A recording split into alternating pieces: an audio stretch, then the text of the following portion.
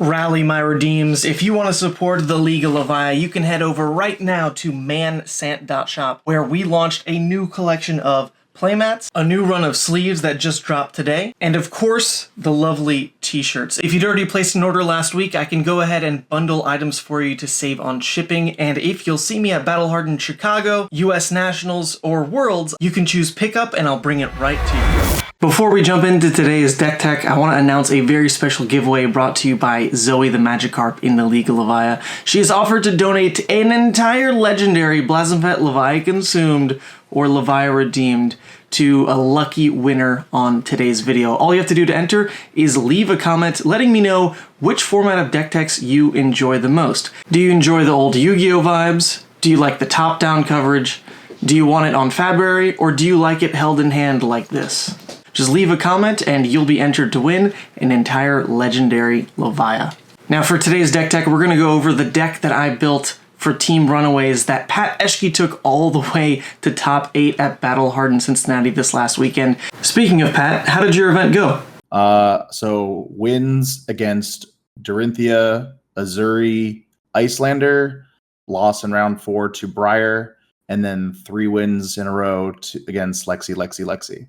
So obviously Levia got a lot of support in Dusk Till Dawn, mainly in the form of an entire new Demi-Hero that you can run that gives you an amazing decision point in the middle of the game, whereas to trigger the Levia Consumed ability and purposefully take Blood Debt, or build up your Blood Debt and then flip into Levia Redeemed, shutting it off for the rest of the game. Now, this is a really, really complex card, and I'm absolutely loving the depth it brings to playing Levia now, but that is to say, she did not become easier. While this card is very powerful, Levia already was a bit of a difficult hero to manage and now has become probably multiple times harder to play than she was before, with the additional juicing of power that this card actually gave her. So let's call it she doubled in complexity and tripled in power level. So this deck overall is built to abuse Levia's very well statted brute cards with her ability to push and go wide off the back of brute staples like Blood Rush Bellow. So as a Blood Rush deck, we're running Mandible Claws because they're a fantastic way to abuse what Blood Rush does to enable turns that go over the normal block cycles of Flesh and Blood. Scowling Fleshbag as our headpiece added an amazing way to disrupt our opponents on defense. This is a huge learning curve though to really get used to what this card can do to interrupt your opponent, so be sure every game to be tracking if you use Scowling Fleshbag,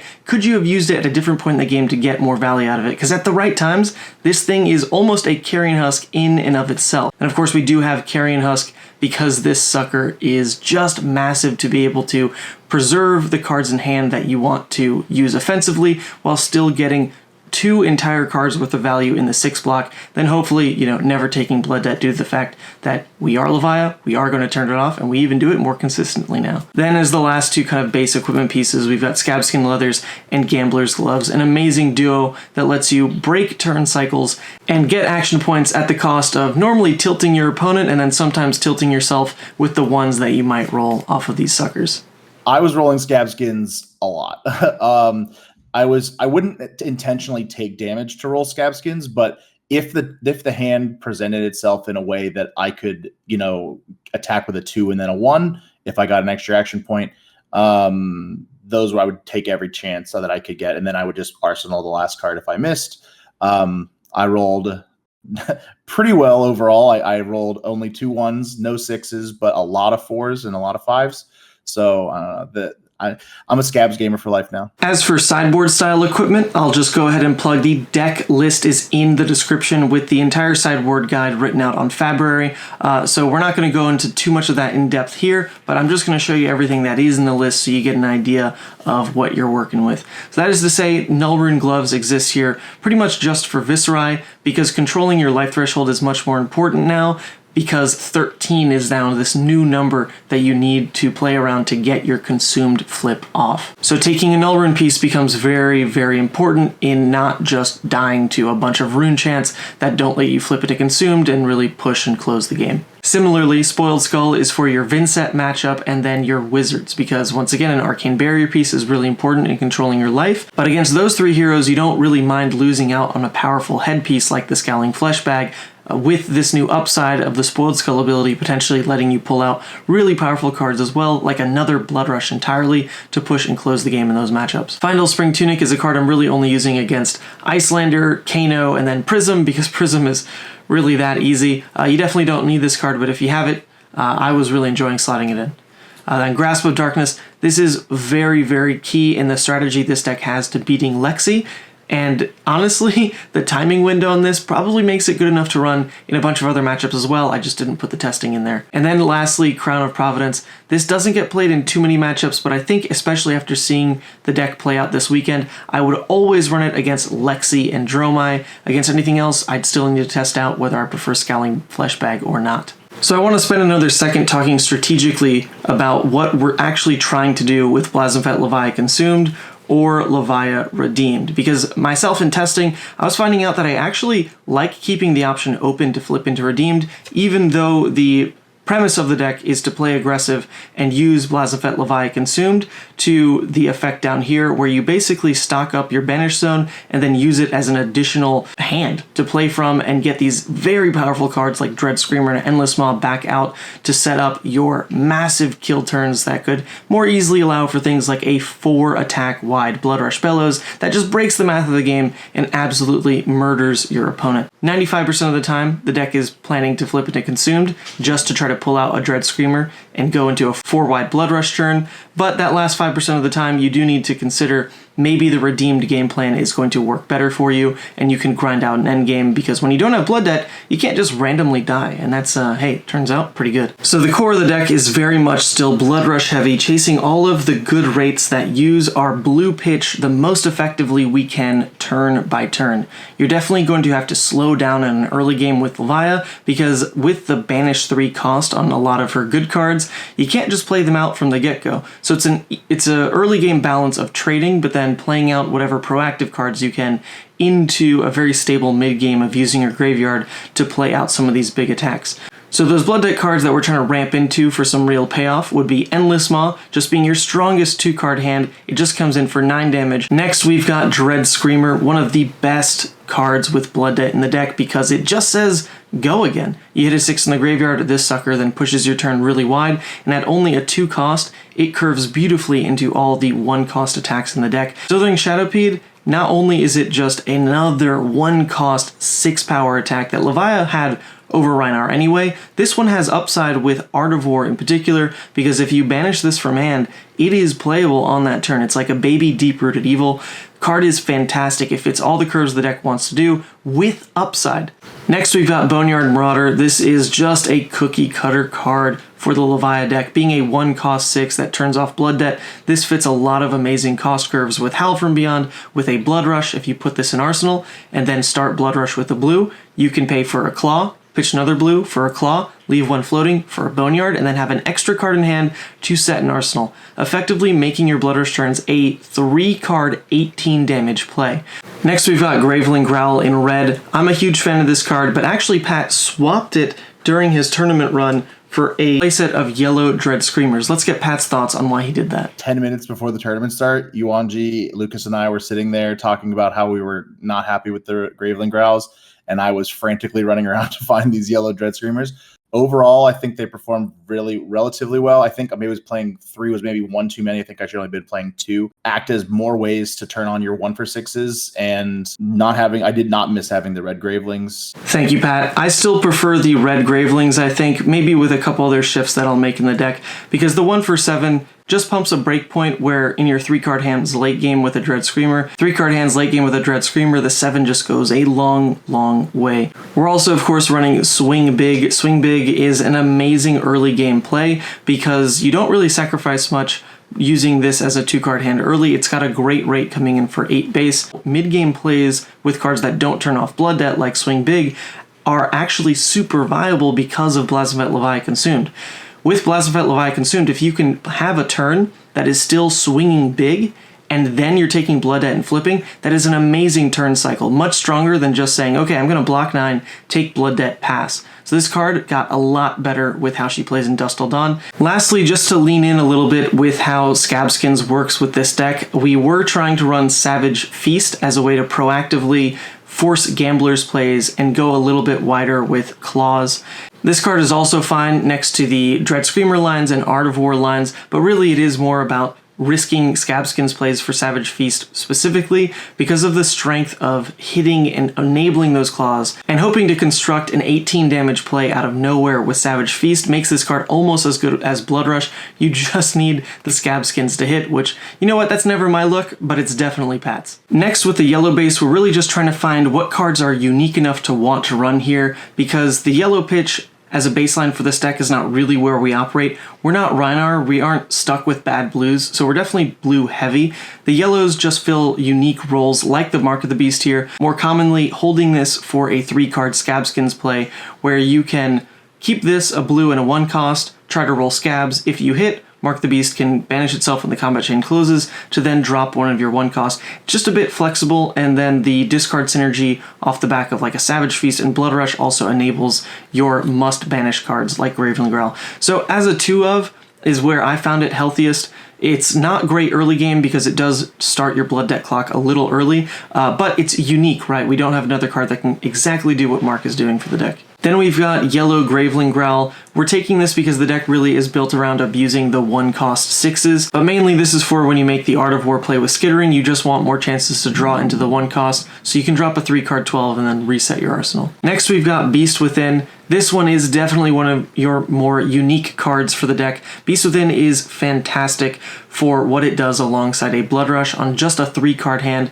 You know that at minimum you're going to be turning off Blood Debt for the turn and drawing an entire extra card. It is a decent early game play as well. You can just drop a 2-card 6 and you don't mind. And then there's additional synergy with the Savage Feast. Next is the most important card in the deck, and basically the whole reason that the deck is built this way, and that is Blood Rush Bellow. So when you trigger this card, you're going to have +2 on the entirety of your brute attacks this turn. And what this means is that in a Claws deck, you're looking to swing Claw, and then a final attack for normally at minimum 18 damage. But what you can try to do in Levia more easily than you can do in Rhinar is make a Blood Rush turn 4 attacks wide. And you're going to do that more easily because of something like Art of War or Dread Screamer. So one of the main things that Consumed added to this kind of deck is when you go for a late game Blood Rush play, you can pull a Dread Screamer on demand with Levia Blasphemous Consumed and turn what was otherwise a 3-wide play, if it was a normal Blood Rush turn, into a 4-wide play on demand with Dread Screamer, which now at this point, if you do the math, 5, 5, 8, and then hopefully likely another 8, you're looking at a 26 damage turn that just absolutely goes over anything your opponent can hope to do. So if you played an entire early game well, and then launch into that Consume flip for a final Blood Rush push, you just win the game. The card's fantastic. And then lastly, Art of War. Art of War, I think, got a lot better for Levia this set because mainly of Skittering and then also more synergies with Diabolic Offering. I've always really been fond of Art of War in Levia because it let you proactively play out go again hands, whereas otherwise you're a little bit gated by that. So for me, Art of War has become an absolute staple at 3 of, and this pushing for a 4-wide Blood Rush also really helps the ceiling of what you can achieve in the deck. So next up we have our blues, and like I mentioned, Levia is really built around using her blues to try to push maximum value she can per turn cycle. So most of her plays are built around pitching 1 blue, getting maximum effectiveness out of it, and that's how she can put together these hands that are 2-card 9s with Endless Maw, 3-card 12 or 13s with Dread Screamer, the Art of War turns for 12 and Resetting Arsenal, the Blood Rush turns for 18 and Resetting Arsenal.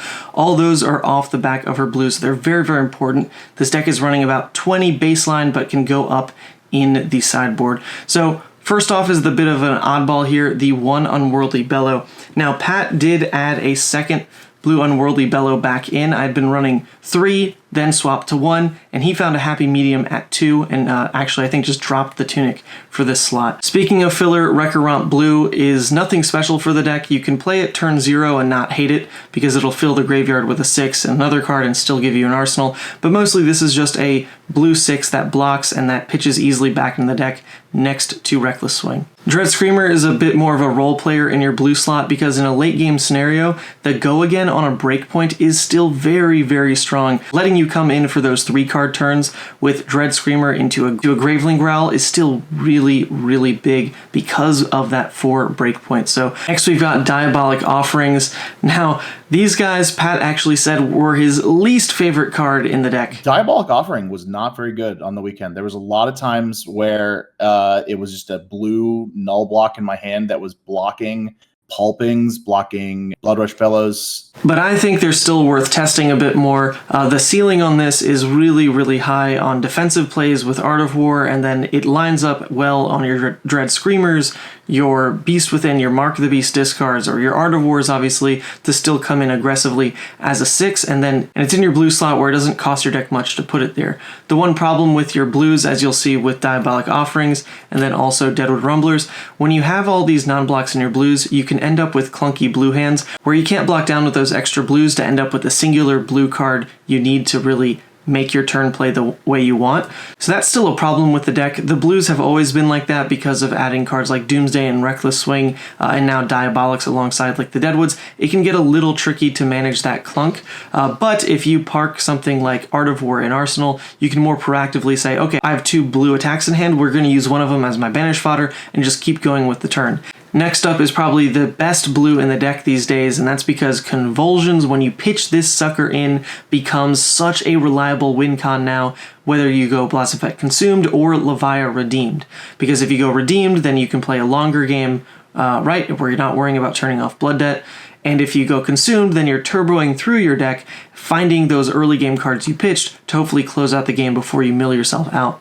So Convulsions from the Bellows of Hell, the fact that you can just get Dominate on demand to either close out a game or force your opponent to really bad life total thresholds is just absolutely insane for the deck right now. A 2-card hand with this off Consumed can come in for 8 with that red Graveling, but pretty much it will always come in for 7 because you're going to at least have a Skittering or a yellow Graveling or a blue Diabolic even in your Banish Zone to pull with Consumed in this card. Absolutely fantastic. Then the last stragglers in the blue slot, we have Doomsday. This card got a little bit harder to play. You kind of have to find it at that perfect sequence in your deck. Otherwise, you're going to have some issues, because if you find it too early, pitch it into your deck, and then end up going Redeemed, you probably won't ever play out Blasphemous because your cards are going to lose Blood Debt. Similarly, if you go for an early Consume flip and just hadn't seen Doomsday yet, then you're likely either going to just mill this card or start playing out your Blood Debt and no longer be at 6 Blood Debt for the condition here. So the window to play Doomsday is kind of small, but the power of this card is absolutely insane. So you still can't ignore it in the fact that dropping Blasphemous can just buy you an extra husk's worth of value. And come on, why wouldn't you go for like the 10th minigame of Levia to try to get Blasphemous and Blasphemous Levia Consumed on the table at the same time? It's become something I try to do every game. It's just so fun. Next, we then have Soul Harvest, which is actually quite playable now. You can find yourself in points of the game if you played an aggressive Swing Big, Blood Rush, Art of War pattern early game, to not having the cards in Blood Debt that you really want for Consume Flip. So Soul Harvest letting you specifically say, okay, I'm going to set up Endless Maws, Dreads, a couple 1-cost, the cards you were exactly looking for to get value of a Consume Flipped is really, really strong all of a sudden with this card. Other than that, it's just a 6 that blocks 3. And then lastly, Reckless Swing. This card has become an absolute MVP in the deck. It used to get run in Levia lists because you had to try something to hopefully close the game against aggro a little bit more reliably, because you couldn't just have perfect hands every turn into aggro. You kind of would stumble as Levia, so you wanted to close the game with Reckless Swing, hopefully before that happened. But now Reckless Swing is so consistently playable as your endgame piece, because if you flip to Redeemed for 1, then you just don't worry about Blood Deck, you can grind your opponent down, and if they're ever scared of Reckless, then they have to stop attacking and you can just mill them out because you have a weapon, right? And Oldham's not in the game anymore, so if someone defends, they're actually using a real card from hand. My favorite thing to do with Reckless Swing these days, though, a line you can go for with this and actually Blasphemous Levia Consumed. If you play a very aggressive game, but then go into your Consume Flip without using Carrion Husk yet, then your opponent has a choice now of, okay, on their turn, they attack into you and let you get Husk value, or do they just pass the turn And sure, your husk goes away, but you just got a free hand of cards into your first consumed hand, which is of course going to be crazy because you can on-demand call in the exact attacks you want with Consume's ability. So if you go for that play line, then that means you can, in theory, play out every single Blood Debt card without having anything sticky and unable for you to play out in Blood Debt like a Carrion Husk would be. Because at this point, Carrion Husk is going to go to your Banish Zone face down after the flip. That lets you then play a game plan of still slamming aggro as hard as possible, but sitting on a Reckless Swing win condition without milling your deck.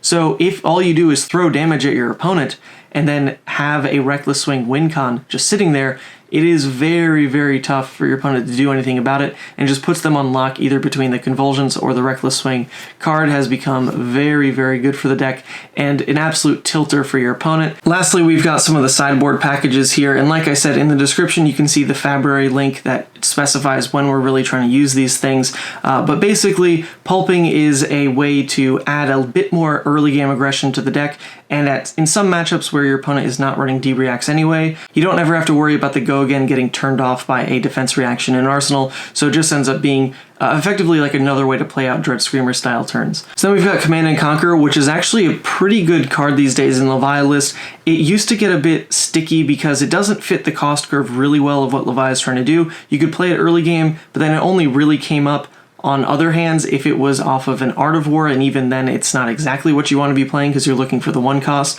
But what you can do now with Command and Conquer that is so different for the list is play this on your consumed flip turn, and now you're presenting a 2-card 6, which is a decent rate, all of a sudden with a huge tempo swing of Command and Conquer threatening their arsenal. So if you can line up Command and Conquer into flipping into consumed, your opponent had to make hard decisions that turn cycle. Are they giving up their arsenal? Or are they giving up cards in hand? Either way, you've bought room for yourself to have a massive push with Plasmafet Levia consumed. So the card definitely got better. Obviously, it's good into Rangers as well. Then we've got Hold the Line. This is one of the few cards you can actually bring in for the mirror itself, because it's hard to tech into Levia unless, for whatever reason, I guess you run Humble, which is maybe just an Azuri thing. But Hold the Line gets a lot of value because Levia is running Art of War and Bloodrush Bellows, right? On top of this in Arsenal being a way to turn off pulping. Against Lexi on 3-of-a-kind turns, can pull its weight as well. Lastly, you know me, I had to spice in some recursion pieces for the list. These are mostly the flex slots because the meta was just a bit unknown, but there was a fear of just people trying to fatigue out a Levia deck. Normally the decks that can pivot that way are going to be ones with a lot of block 3, so like Dorinthia and Bravo, even Dash, right? So taking a bit of a mid-rangey approach with this recursion package lets you get a lot of value that just breaks what a deck that's trying to block 12 can really do to you. Deeper Evil becomes a way to more consistently make sure your go again always deals 6 damage. Howl from Beyond, absolutely fantastic card in making sure any yellow pitch at least converts to 3, along with helping your graveyard be where you want it to be, and potential loops of the same Howl on multiple turns, with Convulsions on Worldly or Dread Screamers. Then Guardian of the Shadow Realm, this card has an amazing interaction with Plasmafet Levia Consumed, because Plasmafet Levia Consumed says once each turn. So on your opponent's turn, if Guardian of the Shadow Realm is banished, you can use Plasmafet to say, okay, I'm going to turn this blue non-block, whatever it was in your hand, into a 6-block by playing out Guardian of the Shadow Realm. It's absolutely backbreaking for those Dorinthia and Bravo matchups to play into that, and almost makes them have to give up playing the aggressive game plan once you flip into forcing some kind of fatigue strategy out of them because they just can't beat this card. It has become so good.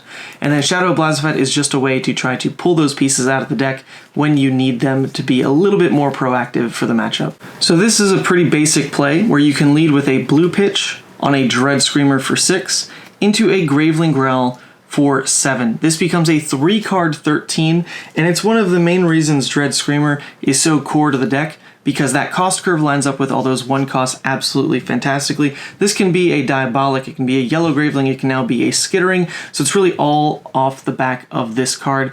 Very important red in your deck. You don't really want to block with this because of its importance. This tends to be an absolutely prime Arsenal target.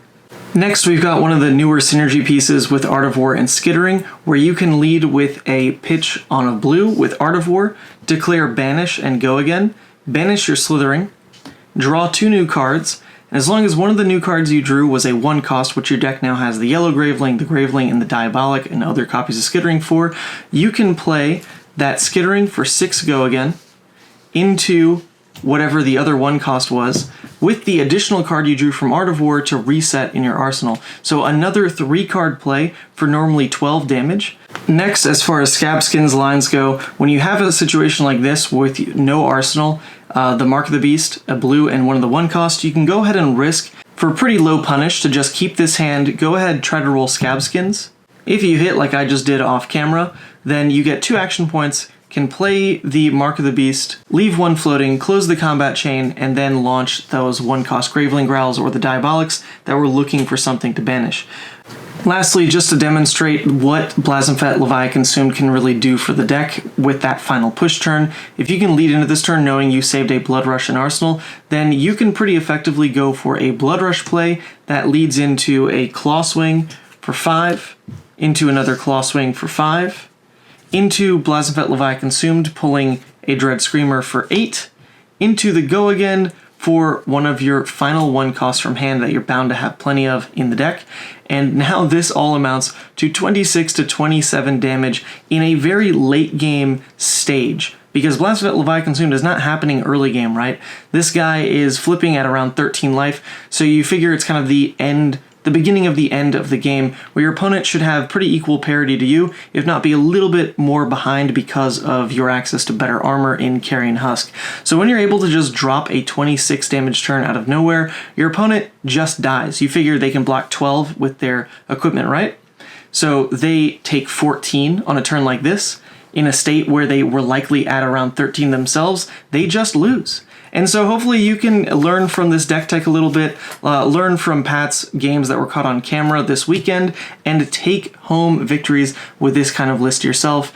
Deck is so good, Levia, so strong, and honestly, this is a pretty early brew of all the new cards in Dusk Till Dawn. You notice there's nothing too special going on here. It's just Blood Rush backed with the power of the new Blazenfet Levia Consumed and Playlines with Skittering. So there's a lot more to go with the deck. Very excited for it. And special shout out to Pat for his help in letting us pull from real experience rather than just all theory. With that, I'll see you in the next one.